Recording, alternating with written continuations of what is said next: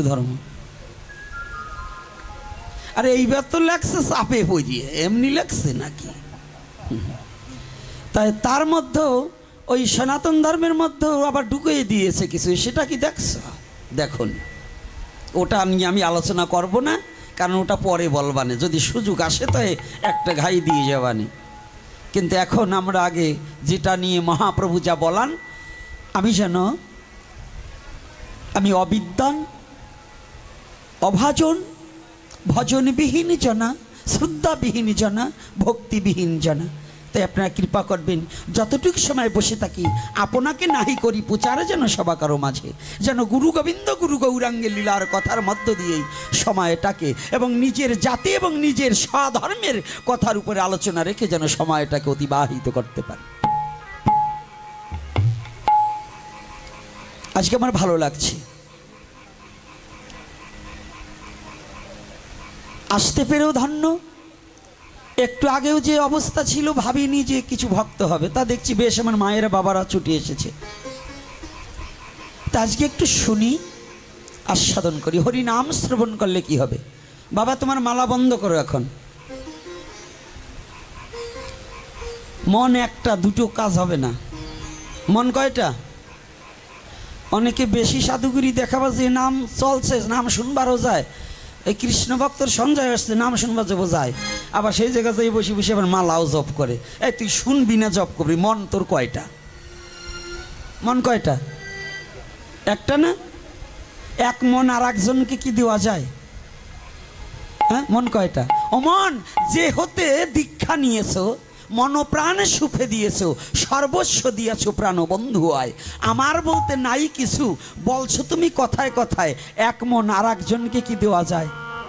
কি বাবা দেওয়া যায় নাকি? যদি তুমি সর্বস্বই করেছো অর্পণ, তবে সংসার করছো নিয়ে কোন মন? বলছো তুমি কথায় কথায় এক মন আর একজনকে কি দেওয়া যায়? তাই এক মনে দুটো কাজ করা যায় না। এজন্য যদি শ্রবণ করি, শ্রবণাম মঙ্গলম, ভাগবতের মূল তত্ত্বটাই হচ্ছে শ্রবণাম। আই মাই, আমাকে আমার নাম জানো তো?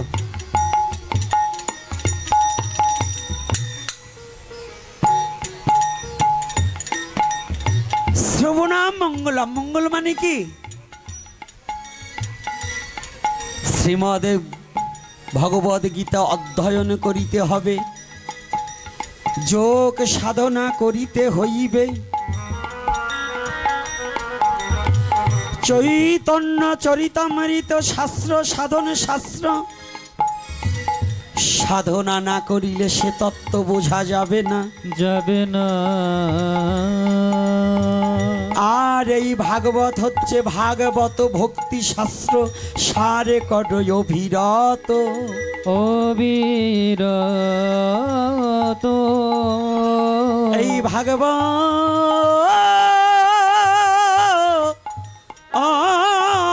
শাস্ত্র প্রমাণ দিলেন, প্রমাণ দিলে শ্রবণাম শ্রবণাম মঙ্গলম মঙ্গল।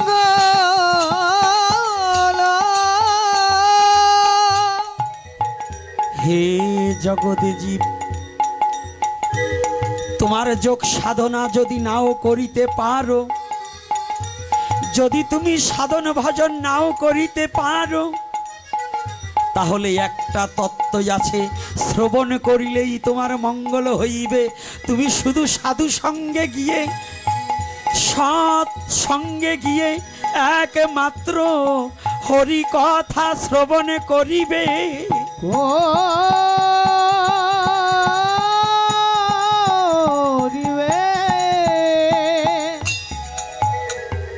শ্রবণ করিলেই তোমার মানব জীবনের মঙ্গল হইবে। শ্রবণ করা মাত্রই, শ্রবণ করা মাত্রই জগৎ জীবের মঙ্গল হয়ে যাবে। এটা ভাগবতের প্রারম্ভেই।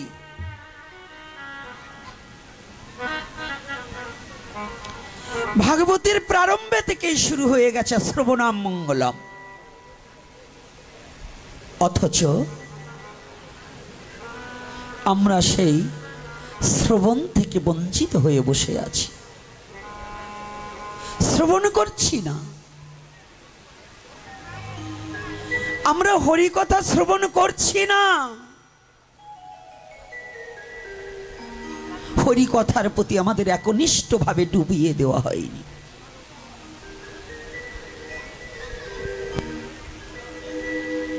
আমরা মনকে, চিত্তটাকে, অশান্ত চিত্তটাকে প্রশান্ত করতে হলে, যদি তোমার দুঃখ দূর করিতে হয়, যদি যন্ত্রণাকে লাঘব করতে হয়,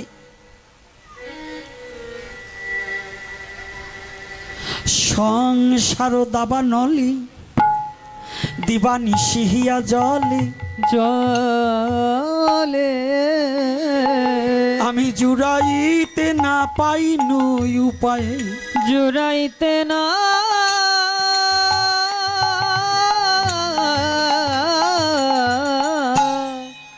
পাইনু পাইনু উপায়। এই বিশ্ব জগতে সংসারে যারা জন্মগ্রহণ করেছে, যদি কোনো মহাপুরুষের আবির্ভাব হয়ে থাকে, সংসারকে যিনি আশ্রয় করে এসেছে তারই যন্ত্রণা পেতে হয়েছে। সংসারটাই দুঃখের সাগর। চৈতন্য চরিতামৃতকার কৃষ্ণদাস কবিরাজ গোস্বামী চৈতন্য চরিতামৃত, আয় মাই আয় বসা,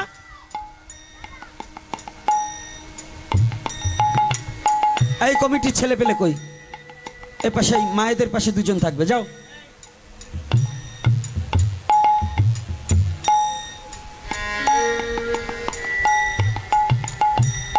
যদি নীরবতা পালন না করো চলে যাও। ওই খিচুড়ি হয়েছে ওই বাড়িতে খেয়ে চলে যাবে, তবু ডিস্টার্ব করবে না। তোমার একার কারণে আমি আরো 10 জনকে ক্ষতি করতে পারবো না। হাতের এই আঙুলে ক্যান্সার হলে আঙুলটাই কেটে দিতে হয়, হাতের এখানে ক্যান্সার হলে পরে হাতটা কেটে দিতে হয়, তবু দেহটা বাঁচিয়ে থাকুক। আর এই পয়জনগুলো যারা কথা বলবে না, এই পয়জনগুলো বাড়ি গিয়ে ঘুমাক, তবু 2 জন ভক্ত থাকলে তার মধ্যেই হরি কথা বলা যাবে। বলো না গো রাধে রাধে, হরি বল হরি বল।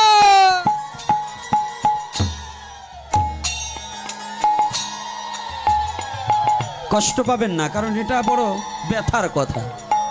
আগে শোনো, একজন মহাপুরুষ যদি সংসারকে আশ্রয় করে এসে থাকে, তারও যন্ত্রণা ভোগ করতে হয়েছে। ভগবান পর্যন্ত এই সংসারকে আশ্রয় করে এসে যন্ত্রণার হাত থেকে নিষ্কৃতি পায়নি, পেয়েছে। একটা ব্যক্তি এখানে বলতে পারবেন, কোটিপতি থাকতে পারেন, ধনাঢ্য ব্যক্তি থাকতে পারেন, কোটি কোটি সম্পদ থাকতে পারে, কোটি বিদ্যাকুলে গৌরব থাকতে পারে, কিন্তু আমার যন্ত্রণা নেই, আমার বিরহ নেই। এমন কোনো ব্যক্তি আছে যে আমার কোনো দুঃখ নেই? এই বাচ্চাগুলোকে সরাও। তোমাদেরকে আমি বারংবার বলছি, কথাটা কি বুঝতে পারো না? যাও পিছনে যাও।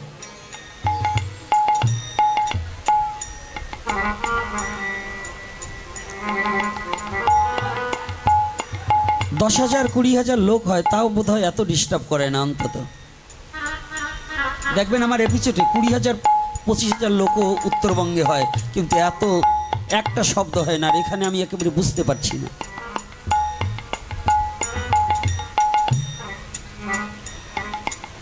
দুঃখ ছাড়া বিশ্ব জগতে কোনো ব্যক্তি সংসারে জন্মগ্রহণ করে আমার দুঃখ নেই এটা কেউ বলতে পারবে না। কেন?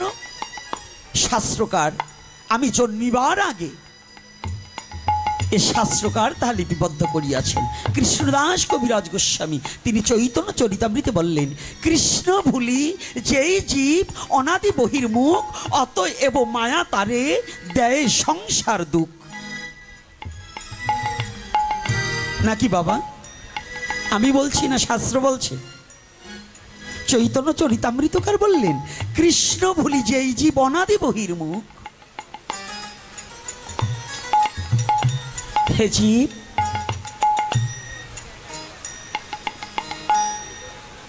সেই হতে যে সার করেছ আপন যারা পর,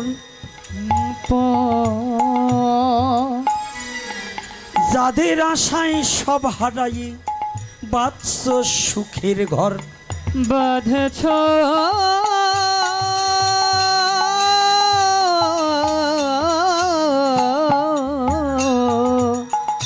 বাঁধছ সুখের সুখের ঘর। তুমি যাদের আশায় আপনজনকে পার করে দিয়েছ, ও জগৎজি,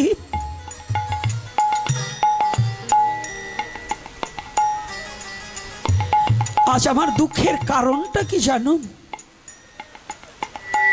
শাস্ত্রকার কত চমৎকার ভাবে বর্ণনা করলেন। জগৎজি, ও জগৎজি,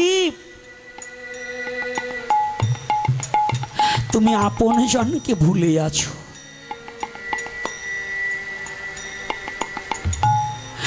আপন যারা তাদেরকে তুমি পার করে অনেক দূরে ঠেলে দিয়েছো, কিন্তু যারা তোমার ক্ষতিকারক, যারা তোমার পর, তাদেরকে আপন ভেবে বুকে জড়িয়ে ধরে বসে আছো।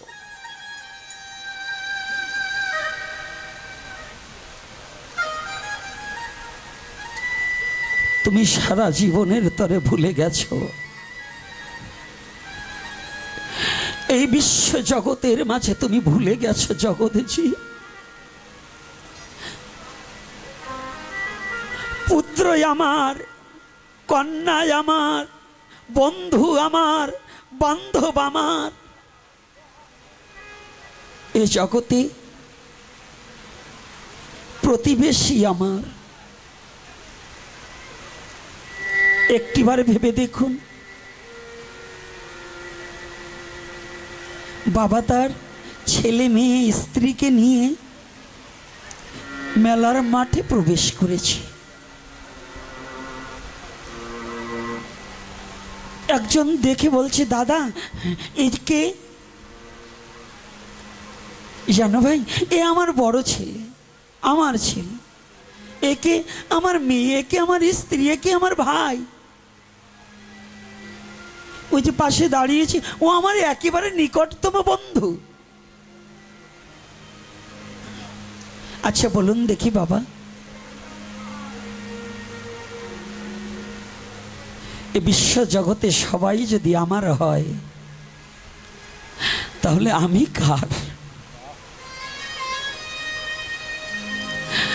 সবাই যদি আমার হয়, আমিও তো একজনার। আমি কার? ওমা, সারা জীবনে কি একদিন আমি কার সে ব্যক্তিকে জীবনে খুঁজেছি?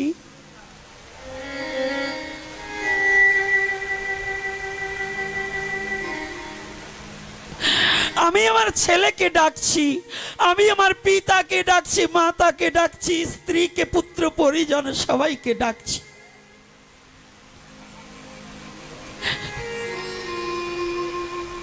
সবাইকে ডাকছি, কিন্তু জানুন, জীবনে সবাইকে ডেকেছি, শুধু একজন ব্যক্তিকে ডাকিনি। আমার জীবনে আমি সবাইকে ডেকেছি, কিন্তু একজনকে ডাকিনি। কাকে?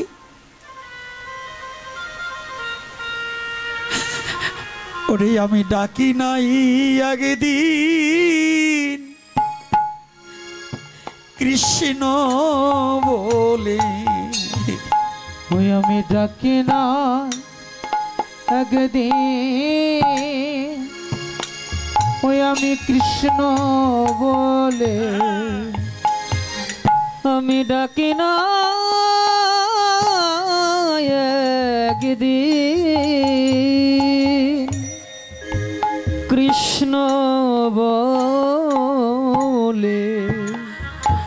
ওরে আমার দিনার দিন,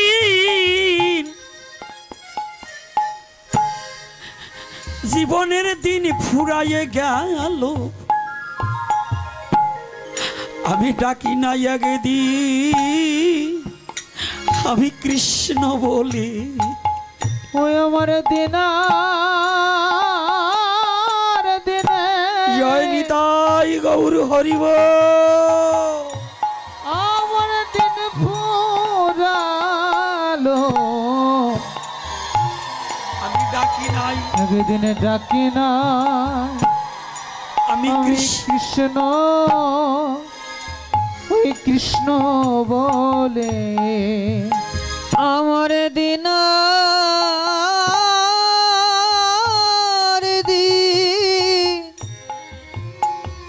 দিন ফুরায়ে গেল জগতে ডাকি নাই আগে দি আমি ডাকি না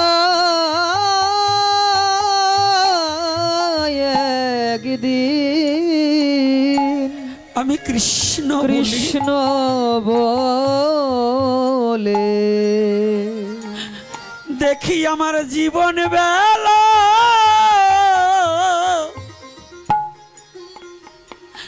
ওরে ডুবে গেল জীবনে ডাকি নাই আগে দি ওরে কৃষ্ণ বলে আমার জীবন বেলা ফুরিয়ে গেল ওই আমার ফুরিয়ে গেল জীবন একদিনে ডাকি নাই রে